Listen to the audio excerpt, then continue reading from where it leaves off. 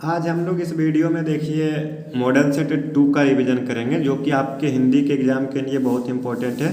आपका इससे 30 plus objective आना अनिवार्य है, ठीक है। तो आप इस वीडियो को पूरा देखिए, आपका ऑब्जेक्टिव का रिवीजन बहुत ही अच्छे तरीके से हो जाएगा, ठीक है ना। तो अभी तक अगर आपने चैनल को सब्सक्राइब नहीं किया तो सब्सक्राइब करके बेल नोटिफिकेशन को प्रेस कर दें। तो चलिए शुरुआत करते हैं नंबर 1 से। हम आपको 1 से 100 तक जाएंगे ना। भीमराव अंबेडकर का जन्म कहाँ हुआ था? तो मध्य प्रदेश में। आधुनिक सभ्य समाज श्रम विभाजन को आवश्यक क्यों मानता है? कार्य कुशलता के लिए। विष के दांत के लेखक कौन है? नलिनी बिलोचन शर्मा। किस साहित्यिक विद्या का रचना है? तो विष का दांत जो है हमारा कहानी है, ठीक है ना। 4 का ए हो जाएगा। फिर हम लोग चलते हैं 5 में। सभ्यता और संस्कृति के विकास क्रम के साथ ही भारत में विकसित होते जा रहे हैं। तो देखिए सभ्यता और संस्कृति के साथ ही भारत में मतांतर भी विकसित हो जा रहे हैं। स्वामी विवेकानंद को वेदांतियों का वेदांती किसने कहा था? तो मैक्स मुलर जी ने कहा था। नाखून क्यों बढ़ते हैं? हजारी प्रसाद द्विवेदी जी ने लिखा है। हजारी प्रसाद द्विवेदी जी का जन्म कब हुआ था? तो देखिए हजारी प्रसाद द्विवेदी जी का जन्म हुआ था 1907 ईस्वी में। मराठी भाषा की लिपि है देवनागरी। बहुत ही ज़्यादा इंपॉर्टेंट प्रश्न है, रट जाइए इसको, ठीक है ना। मराठी का कौन सा अक्षर देवनागरी लिपि में भिन्न होता है? तो मराठी में देखिए जो हम लोग लिखते हैं ना, ये हमारा देवनागरी लिपि में कुछ इस तरह से लिखा जाता है, पता नहीं। बहादुर शीर्षक कहानी के रचनाकार है अमरकांत। निर्मला कौन थी? तो देखिए निर्मला थी कहानीकार की पत्नी, ठीक है ना। फिर आगे चलते हैं। शेक्सपियर कौन थे? तो देखिए शेक्सपियर जी जो थे ना, ये एक नाटककार थे। फिर हम लोग ऊपर करते हैं। बिरजू महाराज का संबंध किस घराने से है? तो देखिए बिरजू महाराज का संबंध लखनऊ घराना से था। आबिन्यो में लेखक को किस लिए बुलाया गया? तो देखिए आबिन्यो में लेखक को बुलाया गया था पीटर ब्रूक का विवादास्पद महाभारत देखने के लिए। मछली किस कहानीकार की रचना है? विनोद कुमार शुक्ल। रसूलन बाई कौन थी? तो देखिए रसूलन बाई जो थी ना, ये एक गायिका थी। गांधी जी के अनुसार शिक्षा सहायक होती है। तो गांधी जी के अनुसार यानी शरीर बुद्धि और आत्मा के विकास में। गुरु नानक की रचना है। तो देखिए जो नर दुख में दुख नहीं माने, ये गुरु नानक जी की रचना है। ब्रह्मा का निवास कहाँ होता है? तो देखिए ब्रह्मा का निवास होता है समुद्र में, आकाश में, काम क्रोधहीन व्यक्ति में, ठीक है। Option number D. Raskhan Delhi के बाद कहाँ चले गए हैं? तो देखिए रसखान दिल्ली के बाद जो है ना, वो ब्रजभूमि चले गए हैं। कवि अपने द्वितीय छंद में किसे संबोधित किया है? तो देखिए कवि जो है ना अपने द्वितीय छंद में मेघ को संबोधित करते हैं। कवि ने प्रजन्य किसको कहा है? तो कवि ने प्रजन्य कहा है बादल को, क्योंकि वे दूसरों के हित के लिए जन्म लेते हैं और दूसरों के हित के लिए वर्षा करते हैं और फिर दूसरों खत्म भी हो जाते हैं। भारत माता कविता कवि के किस काव्य ग्रंथ से संकलित है? तो भारत माता ग्राम्या से। जनतंत्र का जन्म किसकी रचना है? तो देखिए जनतंत्र का जन्म जो है ना, ये दिनकर की रचना है। इसके बाद देखिए हम लोग देखते हैं 27 नंबर। हिरोशिमा शीर्षक कविता में वर्णित सूरज कहाँ निकला? तो नगर चौक पर। अज्ञे का जन्म किस प्रदेश में हुआ था? तो देखिए अज्ञे जी का जन्म हुआ था उत्तर प्रदेश में। एक वृक्ष की हत्या के लेखक कौन है यानी कवि कौन है? तो देखिए एक वृक्ष की हत्या के लेखक हैं यानी कवि है कुंवर नारायण। हमारी नींद कविता में किसका जीवन चक्र पूरा हुआ उल्लिखित है? तो हमारी नींद कविता में जो है ना, वो एक मक्खी का जीवन चक्र उल्लेखित है। अक्षर ज्ञान किस कवि की रचना है? तो देखिए अक्षर ज्ञान अनामिका की रचना है। इनमें से कौन सी कृति जीवनानंद दास की नहीं है? तो देखिए इनमें से जो है ना भूमिजा।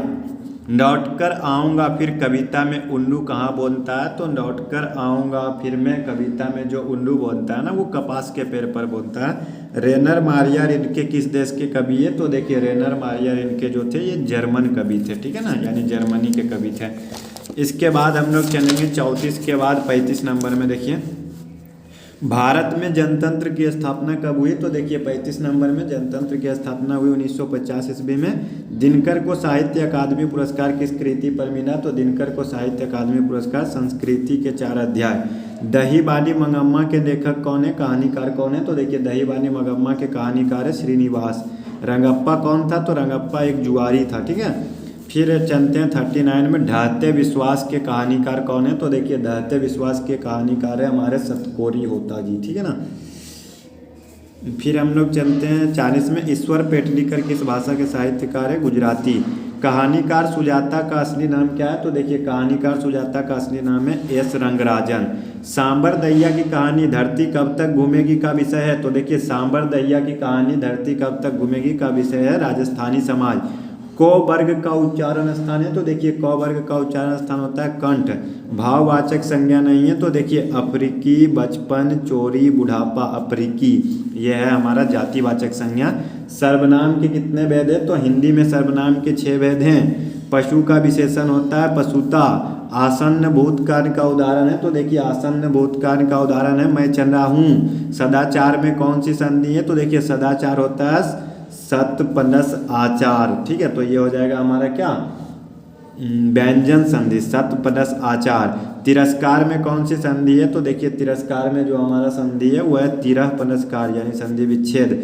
इनमें से किस शब्द में कर्मधारय समास नहीं है तो देखिए इनमें से जो कर्मधारय समास नहीं है ना भारतभाषी, बाकी महाविक्रम है, परम विक्रम है और पित विक्रम है, ठीक है ना। फिर आगे चलते हैं 51 नंबर में। मदद करने से मना कर देना मुहावरे का अर्थ है पीठ दिखाना। चलता पुर्जा का अर्थ क्या है तो चलता पुर्जा का अर्थ होता है चालाक और व्यवहार कुशल। निम्न में से शुद्ध वाक्य है तो देखिए इनमें से जो शुद्ध वाक्य है हमारा गाय बैल चर रहे हैं। निम्न में से शुद्ध वाक्य है तो देखिए इनमें से हमारा शुद्ध वाक्य देश की वर्तमान व्यवस्था ठीक नहीं है। अभिमान शब्द में उपसर्ग बताइए तो देखिए अभिमान शब्द में हमारा उपसर्ग है अभी।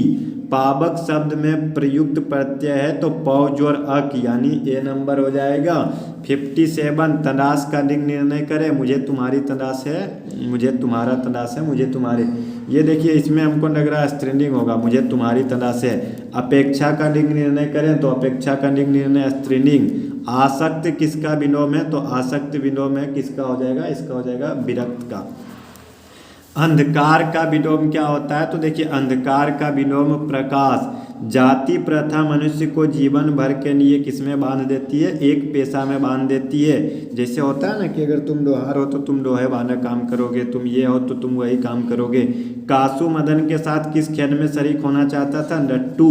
भारत से हम क्या सीखे पाठ में नए सिकंदर विशेषण किसके लिए प्रयुक्त हुआ है तो देखिए इसमें जो है ना नया ये जो है युवा अंग्रेज अधिकारियों के लिए। अल्पज्ञ पिता कैसा जीव होता है तो अल्पज्ञ पिताजी जो होते हैं ना ये दयनीय होते हैं, ठीक है ना। अब आगे चलते हैं हम लोग 65 में। उत्तर भारत के नागरी लिपि को हम लोग किस नाम से जानते हैं तो उत्तर भारत के नागरी लिपि को हम लोग जानते हैं देवनागरी लिपि। रुपये खोने का प्रपंच किसने रचा था तो रिश्तेदार ने। रामविलास शर्मा निम्नलिखित में क्या है तो देखिए रामविलास शर्मा जी एक आलोचक हैं। कुमार गंधर्व क्या है तो देखिए कुमार गंधर्व जी एक शास्त्रीय गायक हैं। नदी के तट पर लेखक को किसकी याद आती है तो देखिए नदी के तट पर जो है लेखक को कवि विनोद कुमार शुक्ल की याद आती है। संतु मछली लेकर क्यों भागा था तो संतु मछली लेकर भागा था क्यों तो देखिए संतु मछली को कुएं में डालने के लिए लेके भागा था। नौहा किसे कहते हैं तो नौहा कहते हैं शहनाई को। हिंद स्वराज के रचनाकार हैं महात्मा गांधी। हरिरास में नानक का क्या अभिप्राय है तो देखिए नानक का अभिप्राय है हरि भक्ति से। रसखान ने प्रेमयनी श्री राधिका। परहित के लिए कौन देह धारण करता है तो परहित के लिए मेघ यानी बादल देह धारण करता है। प्रेम घन के अनुसार आज कौन सी वस्तु दिखाई नहीं देती तो देखिए प्रेम घन के अनुसार जो है ना आज भारतीयता दिखाई नहीं देती। भारत माँ के श्रेष्ठ मुख की तुलना कवि ने किससे की है तो भारत माँ के छाया युक्त चंद्र से, ठीक है, छाया युक्त। उर्वशी किसकी कृति है तो उर्वशी दिनकर जी की कृति है। अज्ञे का जन्म कब हुआ था, अज्ञे का जन्म हुआ था 1911 में। इसी दुनिया में किसकी कृति है तो देखिए इसी दुनिया में कृति है बीरेन डंगवाल जी की। अब हम लोग चलते हैं 81 नंबर में। देखिए जो है हमारा जीवनानंद दास यानी जीवानंद दास किस भाषा के कवि हैं तो देखिए जीवानंद दास जो है वो बांग्ला भाषा के कवि थे। नजम्मा मगम्मा की कौन थी तो पुत्रवधू यानी बहू थी। दंडेई बांध टूटने पर क्या हुआ, दंडेई बांध टूटने पर क्या हुआ, चारों ओर पानी भर गया। ईश्वर पेटनीकर किस भाषा के साहित्यकार है, गुजराती। पापत्ती को शहर क्यों लाया गया था, इलाज के लिए। पो वर्ग का उच्चारण स्थान क्या होता है तो देखिए पो वर्ग का उच्चारण स्थान होता है ओष्ठ। सेना जैसा शब्द है तो सेना शब्द होती है समूहवाचक। किस कारक में से विभक्ति का प्रयोग साधन के अर्थ से होता है, करण कारक से। राजर्षि का होगा राज प्लस ऋषि, ठीक है ना, ए नंबर। दुष्कर में कौन सी संधि है तो दुष्कर में होती है हमारी विसर्ग संधि, दु प्लस कर। षडानन में समास बताइए तो दिग्गु समास, ठीक है ना।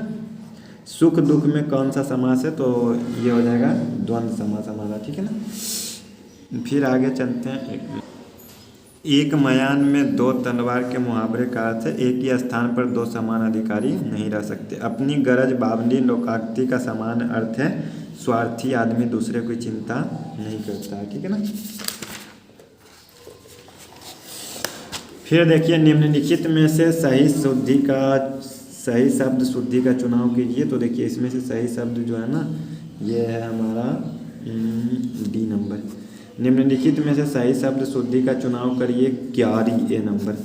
परिग्रह में कौन सा समास है तो परि, ठीक है। 97 98 जोश का लिंग निर्णय करे पुल्लिंग, जीत का लिंग निर्णय करे तो ये हो जाएगा हमारा स्त्रीलिंग। निम्नलिखित में से अक्षी किस शब्द का पर्यायवाची शब्द है, आँख को बोला जाता है अक्षी। तो देखिए अगर आपको अभी तक याद नहीं हुआ है तो एक बार वीडियो को फिर से देख लीजिए क्योंकि ये सभी ऑब्जेक्टिव बहुत ज़्यादा इंपॉर्टेंट है। हमारे पास मॉडल 1 से लेकर 5 तक है। अगर आप इस पाँचों को रट जाते हैं ना तो आपको हम गारंटी देते हैं कि 50 में 45 प्लस ऑब्जेक्टिव आप ला सकते हैं। तो इस वीडियो को यहीं पे समाप्त करते हैं, मिलते हैं नेक्स्ट वीडियो में। वीडियो को देखने के लिए आपका बहुत बहुत धन्यवाद। इसे जितना हो सके उतना अधिक से अधिक शेयर करिए। मिलते हैं फिर से आपको नेक्स्ट वीडियो में। धन्यवाद, जय हिंद।